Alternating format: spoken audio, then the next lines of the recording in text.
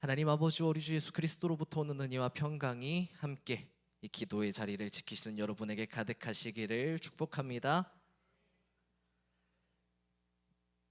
오늘 기도회 들어오면서 오전도사님이 저한테 그러셨어요. 긴장돼요? 그랬습니다. 아니요, 괜찮아요. 근데 목사님 소개받고 올라오는데 얼마나 심장이 뛰는지 모르겠어요.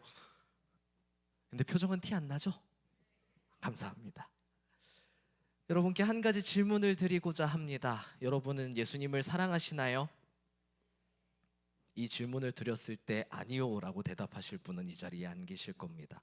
우리가 앞에 찬양할 때도 난 예수가 좋다고 힘차게 박수하면서 찬양하기도 했고요. 이 자리에 주님을 사랑하는 그 마음 가지고서 기도의 자리, 그 찬양의 자리에 나왔으니 어찌 우리가 주님을 사랑하지 않습니다 라고 이야기할 수 있을까요? 그런데 여기서 한 발자국 더 나가서 제가 이렇게 질문을 드려볼게요. 신앙생활을 하는 그 여정 가운데에서 하나님의 사랑이 얼마나 느껴지고 계신가요? 오늘 우리가 함께 마주한 요한 1서의 말씀, 그 가운데 사도 요한은 교회를 향해서 이렇게 이야기합니다. 8절에서 보니까 하나님이 사랑이시다 라고 이야기를 하고요, 10절에서는 하나님이 우리를 사랑하셔서 우리 죄를 속하기 위해 화목제물로 자기 아들을 보내시면서까지 우리를 사랑하셨다고 이야기합니다. 그러면서 더 나아가서 요한은 이렇게 이야기하죠. 그 사랑이 우리 안에 거한다고요. 그런데 여기서 한 가지 짚어보자는 거예요. 그 하나님의 사랑이 우리가 삶을 살아가는 그 가운데, 신앙의 여정을 걸어가고 있는 그 가운데 얼마나 느껴지고 있는가 하는 겁니다. 말씀을 준비하면서 짧은 인생이지만 제 인생을 쭉 한번 돌아봤어요. 모태신앙으로 강릉에서 태어났습니다. 처음에 태어나서 다녔던 교회는 작은 개척교회였어요. 엄마 손을 붙잡고서 이제 어머니께서 가시는 부흥회를 열심히 따라다녔고요. 그러면서 그 오셨던 부흥회 강사님의 설교 한 대목 한 대목을 듣고 외워가지고는 동생들을 붙잡고서 가정예배 드리자 하면서 그 설교를 흉내내고 따라했다라는 부모님의 이야기를 매번 들었습니다.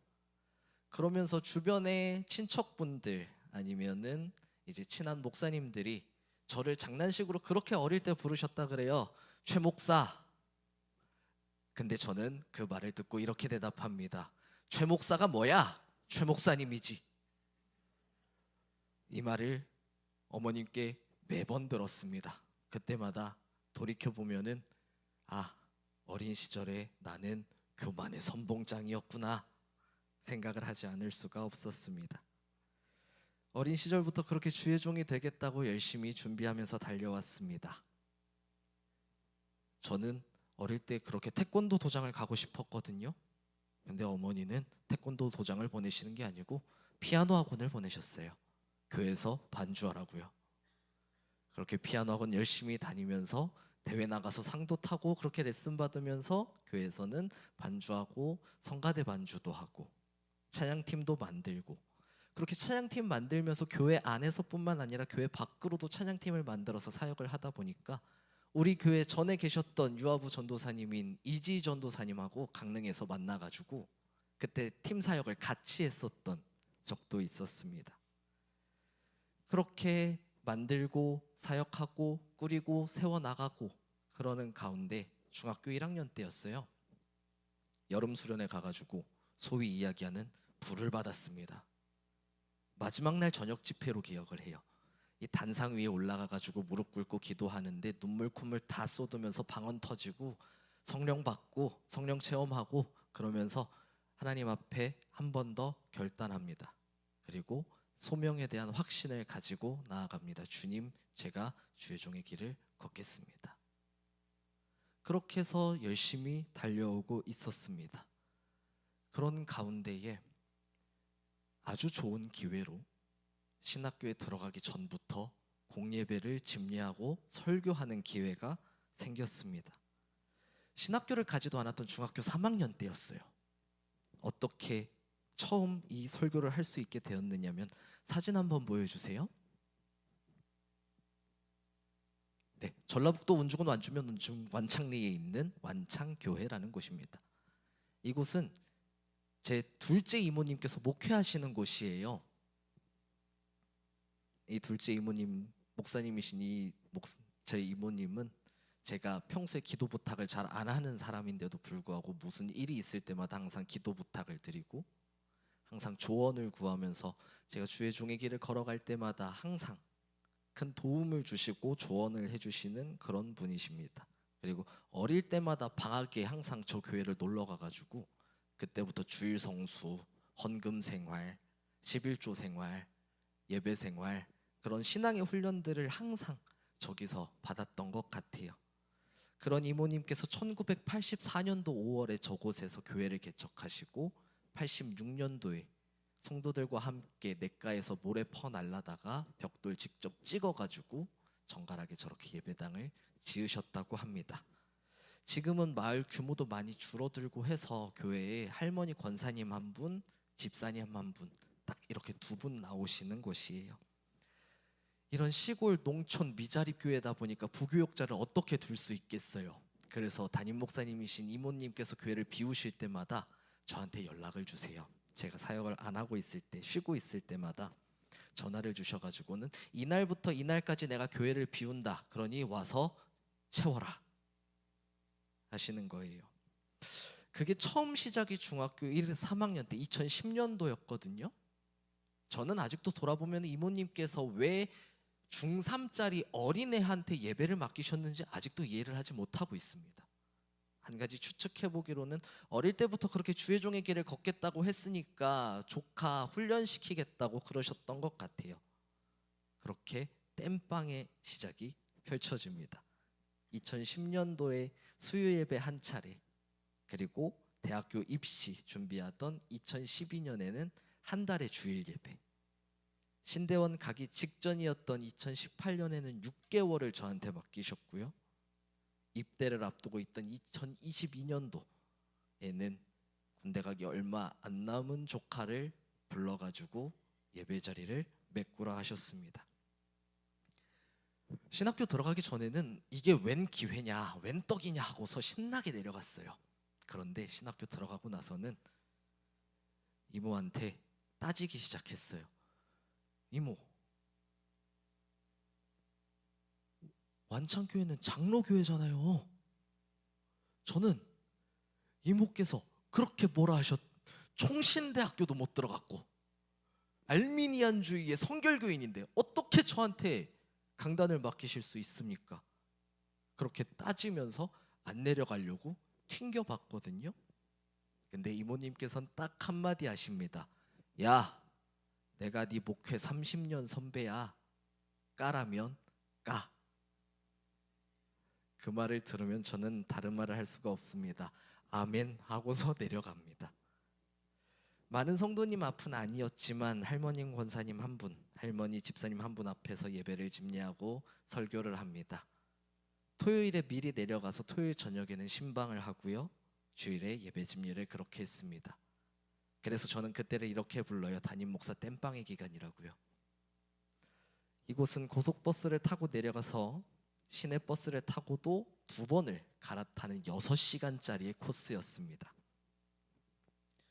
주일날 예배 집례하기 위해서 토요일날 아침에 출발하면 저녁 6시에 딱 도착을 해요.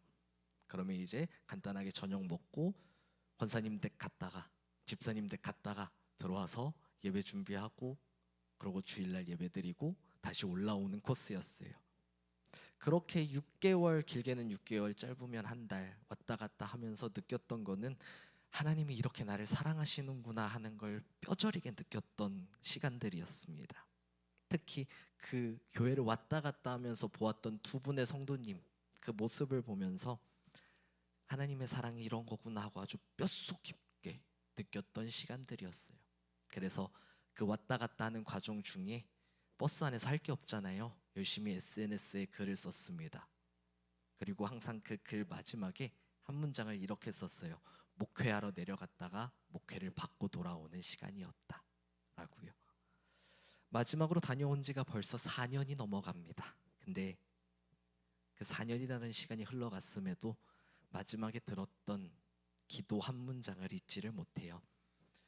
주일날 예배를 준비를 다 해놓고서 이제 단 위에 올라가서 강단 의자에 무릎 꿇고 기도를 하며 예배를 준비하고 있었습니다. 11시가 딱 되었어요. 예배를 시작하기 위해서 단 위에 섰는데 아무도 안 오신 거예요. 그래서 10분만 20분만 한번 기다려보자 하고 열심히 기다리면서 찬양을 부르고 있었습니다.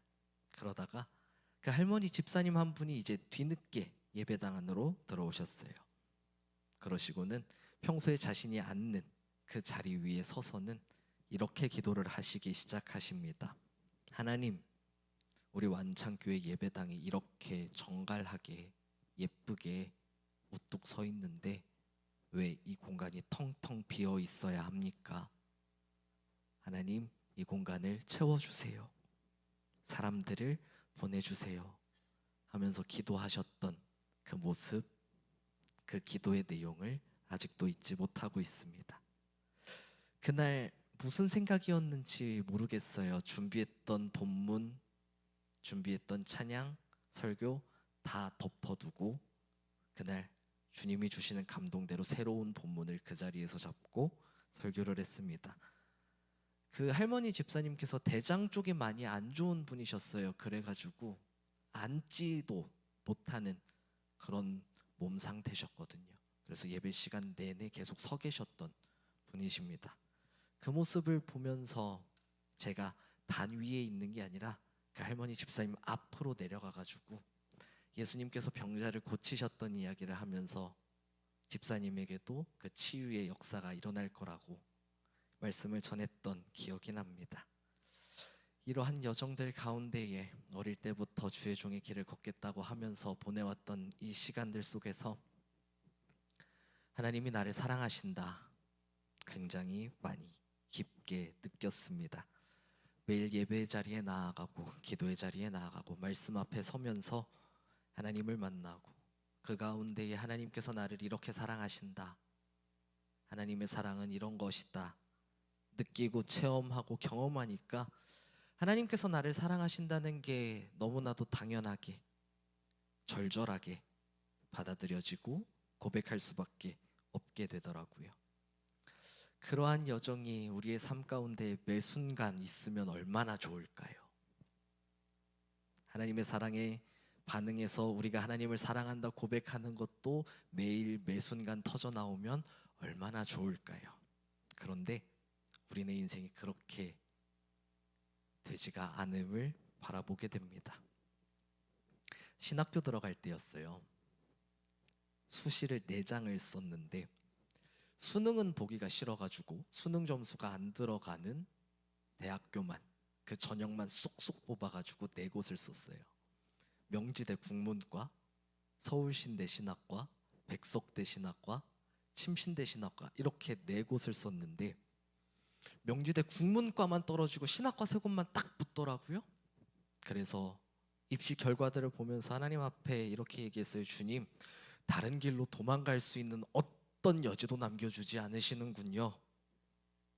그렇게 신학과 3곳 붙은 가운데에 어느 학교 신학과를 갈까 고민하던 중에 그때 다녔던 교회의 선임 장로님께서 저한테 제안을 주셨습니다. 형수나, 서울신대 가면은 교회에서 장학금 150만 원 줄게.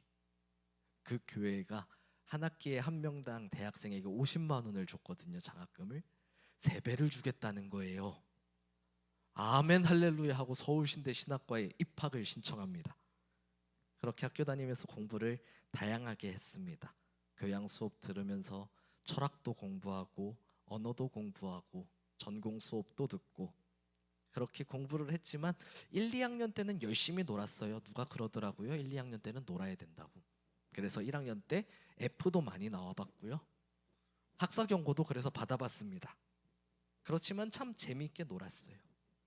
그러면서 매 주일은 강릉 왔다 갔다 하면서 주일에 사역하고 봉사 이어오고 그랬습니다. 그렇게 왔다 갔다 할 때 옆에 철산에서 버스 타고 왔다 갔다 했어요. 왜냐하면 철산은 대학생 할인을 해줬거든요. 근데 지금은 알아보니까 철산에 버스가 다니질 않더라고요. 그러다가 2학년 1학기까지 딱 수업을 듣고서 휴학을 했어요. 제가 군목을 준비했거든요. 군목을 준비한 이유는 간단하고 단순합니다. 군목에 합격을 하면은 목사 안수를 빨리 받을 수 있고요. 대학원까지 장학금을 전액으로 준대요. 그렇게 해서 준비를 하고 공부를 하고 시험을 봤습니다. 그런데 다 떨어졌습니다. 어떤 때는 한 문제 차이로 떨어지고요. 어떤 때는 두 문제 차이로 떨어져 봤어요. 마음이 너무나도 아프더라고요. 그렇게 쓰린 마음 붙잡고 복학해서 다시금 공부합니다. 근데 그 쉬는 동안에 다양한 일들을 경험했습니다. 텔레마케팅도 해보고요. 사회적 기업에서 일도 해보고요. 아르바이트도 해보고 우리나라에서 일어나는 다양한 일들을 보면서 소위 이야기하는 각성 상태에 접어들었습니다. 이 각성은 내가 공부하지 않으면 안 되겠구나 하는 각성이었어요. 그래서 2학년 2학기 복학하면서부터 공부를 열심히 하기 시작했습니다. 그런데 신학교에서 공부를 하면 할수록 세상이 돌아가는 모습을 보면 볼수록 이해가 안 되는 것들이 너무나도 많이 생기더라고요. 공부를 하고 신학을 공부를 하니까 이성적으로 논리적으로 하나님이 계시다는 거, 하나님이 살아계시다는 거, 하나님이 사랑이시라는 것, 그분이 나를 사랑하시고 거기에 반응해서 내가 하나님을 사랑해야 된다는 거 알겠어요. 믿어집니다. 그런데 그게 경험되지가 않는 거예요. 그래서 하나님 앞에 질문을 던졌습니다. 하나님, 살아 계십니까? 하나님, 사도 요한이 요한일서에서 하나님이 사랑이라고 이야기하는데 하나님 당신은 사랑이 맞으십니까? 하나님 계시다면 어디 계십니까? 질문을 던져봤습니다. 그 질문, 신학적으로 소위 신정론이라고 이야기하는 질문들을 하나님 앞에 거리낌 없이 던져봤습니다. 그렇게 하나님께 질문을 하면서도 신앙을 포기하지는 않았어요. 옛말에 그런 말이 있습니다. 신학교를 들어가면은 1학년 때는 목사의 신앙, 2학년 때는 장로의 신앙, 3학년 때는 집사의 신앙, 4학년 때는 평신도의 믿음, 졸업하면은 무신론자가 된다고요. 다행이었습니다. 무신론자가 되지는 않았어요. 그렇지만 하나님을 제 삶 가운데에서 찾아가는 여정을 시작해봤습니다. 하나님이 계시다는 걸 머리로는 알겠는데 마음으로 내 삶 깊숙한 곳에서 느껴지질 않으니까 느껴지지 않는 하나님을 찾아서 나서봤습니다. 그때부터 소위 기독교 사회운동이라는 판에 뛰어들어 봤어요. 다양한 이슈들이 있었지만 제가 주목했던 거는 노동 문제와 젠트리피케이션 문제였습니다. 여기에 뛰어들었던 이유는 간단해요. 제가 알바를 하다가 부당해고를 당했던 경험이 있어서 그 판을 기웃거려 봤고요. 또 월세방에 살고 있다가 쫓겨날 위기에 처했던 적이 있어가지고 그 문제에 뛰어들었습니다. 우리나라의 장신대, 감신대, 한신대 또 우리 서울신대 다양한 신학교에 있는 신학생들이 2016년부터 모여서 만든 단체 중 하나인 옥바라지 선교센터라는 곳이 있습니다. 무학동 옥바라지 골목에 있던 구본장 여관을 이제 재개발이라는 이름에서 헐릴 뻔한 그 여관을 지키기 위해서 신학생들이 모여가지고 그 재개발 현장에 철거 현장에 놓인 사람들을 찾아가고 그곳에서 함께 예배를 드리고 성찬을 나누면서 위로하고 연대하는 그런 단체였어요. 그 단체가 가는 곳마다 제가 갔습니다. 그 단체가 만들어질 때 함께 했던 제 동기가 있었거든요. 그래서 제 동기 따라서 이곳저곳을 가봤습니다. 로마서에서 사도 바울이 그렇게 말씀하시더라고요. 우는 자와 함께 울고 웃는 자와 함께 웃으라고요. 그래서 그 말씀대로 해보고자 갔습니다. 그래서 그 사람들을 끌어안고 같이 울고 함께 웃으면서 버텨봤습니다. 또 예수님께서는 공생의 가운데에 제일 먼저 찾아가셨던 곳이 아픔이 있는 사람들, 슬픔이 있는 사람들이셨으니까 예수의 제자로 삶을 살아가겠다고 결단한 그리스도인으로서 그런 사람들에게 찾아가 봤습니다. 그리고 그곳에서 하나님을 찾아봤습니다. 함께 모여있던 다른 신학생들은 그곳에서 하나님을 잘만 만나더라고요. 근데 저는 못 찾았어요. 그때 제 믿음이 부족해서 그런 걸 수도 있을 것 같아요. 그런데 이성하고 경험하고 이게 부딪히고 따로 노니까 제가 돌아버리겠더라고요. 그래서 발악도 한번 해봤습니다. 속으로 이렇게 생각하면서 발악했던 것 같아요. 하나님 당신이 안 느껴지는데, 경험이 안 되는데 제가 한번 막 나가 볼 테니까 이런 저도 사랑하실 수 있겠는지 한번 대답해 봐 주세요. 어린 시절에 교만의 선봉장 또 한 번 등장합니다. 그렇게 하나님 앞에서 발악하면서 하나님을 시험해 보기 시작합니다.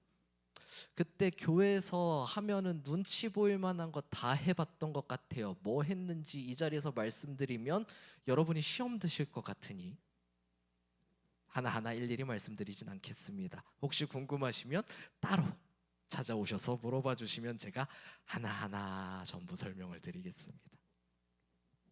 그렇게 하면서 하나님께 계속해서 물어봤어요. 하나님 계십니까? 저 이렇게 살아가는데도 저를 사랑한다 말씀하실 수 있으십니까? 그런데 왜 저는 그 사랑을 못 느끼고 있어야 합니까? 하나님 뭐 하십니까? 주무십니까? 노십니까? 저한텐 쏟을 관심이 없으십니까?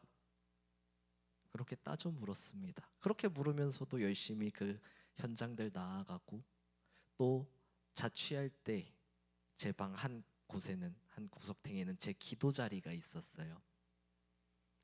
그 기도 자리에 현장 나갔다가 집에 들어와가지고 이제 씻고 자기 전에 마무리 기도를 드리러 그 자리 앞에 무릎 꿇고 앉아 기도를 시작합니다. 근데 그 자리에 앉아서 기도하던 어느 날이었어요. 하나님께서 다른 때는 아무런 말씀도 아무런 감동도 주시 않다가 어느 한 날 감동을 주십니다. 야, 네가 뭘 해도 나는 너 사랑해. 이 한마디 말씀에 제가 무너졌습니다. 그 자리에 무릎 꿇고 있던 그 자리에 엎드려서 하나님 앞에 한 번 더 눈물 콧물 쏟으면서 기도했던 것 같아요.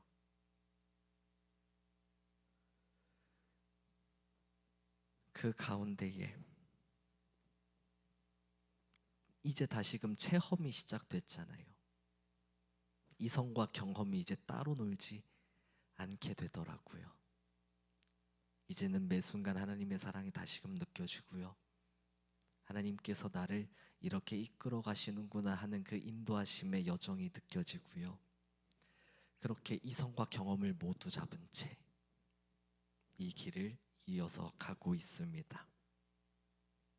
이러한 여정 가운데에 오늘 마주한 말씀은 참 울림을 줍니다. 19절에서 사도 요한이 이렇게 이야기해요. 우리가 사랑함은 그가 먼저 우리를 사랑하셨습니다. 여기서 사도 요한이 말하는 우리가 사랑함은 이라고 이야기하는 것은 두 가지를 의미합니다. 하나는 우리가 하나님을 사랑하는 것을 의미하고요. 다른 하나는 내 형제, 내 이웃을 사랑하는 것을 의미합니다. 그러면은 19절의 말씀을 볼 때 우리는 이렇게 바꿔서 이해해 볼 수 있을 것 같아요. 우리가 하나님을 사랑하는 것, 그리고 우리가 이웃을 사랑하는 것은요, 하나님께서 우리를 사랑하셨기 때문에 가능하다라는 이야기입니다. 그럼 이 말을 조금 틀어서 볼까요? 우리가 하나님을 사랑하고요, 우리가 이웃을 사랑하는 것은 하나님께서 나를 사랑하시고 우리를 사랑하셨던 그 사랑에 반응해서 나타나는 사랑입니다. 그러면 우리의 삶 가운데에 하나님께서 나에게 주시는 사랑을 경험하지 못하고 느끼지 못한다면은 하나님께서 그 주셨던 사랑에 반응하는 사랑들이 나타나지 않는다는 이야기입니다. 내가 아무리 하나님을 사랑한다고 고백해도요, 그 앞에 하나님께서 나를 사랑하신다는 게 느껴지지 않으면, 그게 밑바탕에 전제가 되어 있지 않으면, 그게 경험되어지지 않으면 내가 아무리 고백한다고 해도 그게 진정한 고백이 되지 않는다는 이야기예요. 우리는 찬양 가운데, 기도 가운데, 말씀 가운데 주님을 향해서 사랑합니다, 고백합니다. 그리고 내 이웃을 내 몸과 같이 사랑하라 하신 주님의 말씀에 따라서 내 옆에 있는 지체들, 우리의 이웃을 사랑하는 그 길을 걸어갑니다. 이 모든 사랑이 하나님께서 우리를 먼저 사랑하셨기 때문에 가능합니다.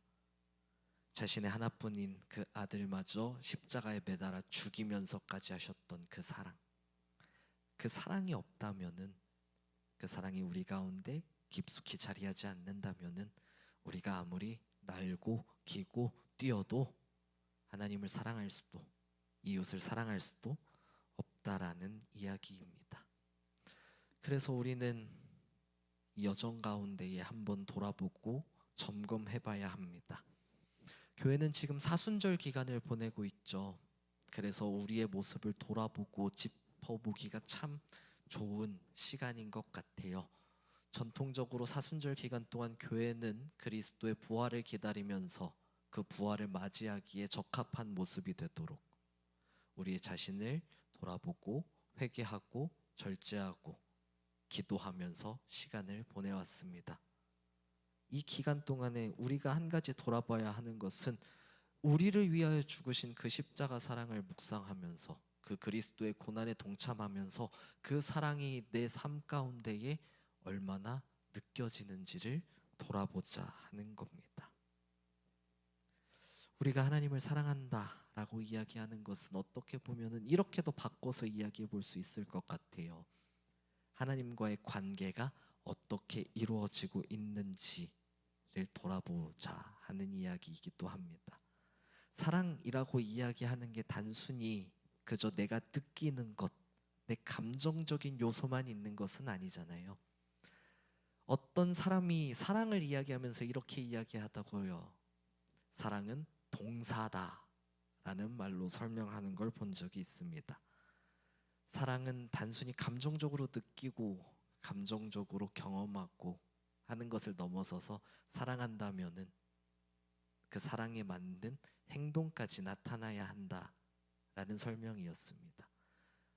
우리가 하나님을 사랑한다, 내 이웃을 사랑한다라고 고백할 때에는요, 그 하나님을 사랑한다라는 말, 내 감정, 내 느낌과 함께 그 사랑이 내 몸에서 드러나야 합니다.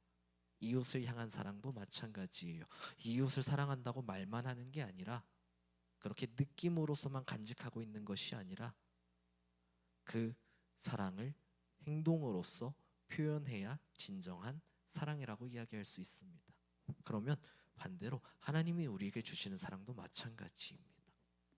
하나님이 우리에게 주시는 사랑도 우리가 그 사랑을 느낀다고 끝나는 것이 아니라요, 하나님께서 나를 사랑하다 말씀하시면서 우리에게 보여주시는 그 행동, 그 감동, 우리에게 그러면서 하여 주시는 말씀, 우리에게 보여주시는 것들, 그것들을 우리가 느끼고 깨닫고 체험하고 그것을 바탕으로 반응하는 사랑까지 이어져야 성경이 이야기하는 진정한 사랑의 모습이다 라고 볼 수 있을 것 같습니다. 하나님은 우리를 사랑하십니다. 어제도 사랑하셨고 오늘도 사랑하시고 앞으로도 사랑하실 겁니다. 그리고 그 사랑을 말로만, 그냥 느낌으로만 끝내시는 것이 아니라, 하나님께서 우리를 얼마나 사랑하시는지를 말씀을 통해 보여주시고 다른 사람을 통해서 보여주시기도 하고 직접 이야기하시기도 하면서 계속해서 표현하고 계십니다.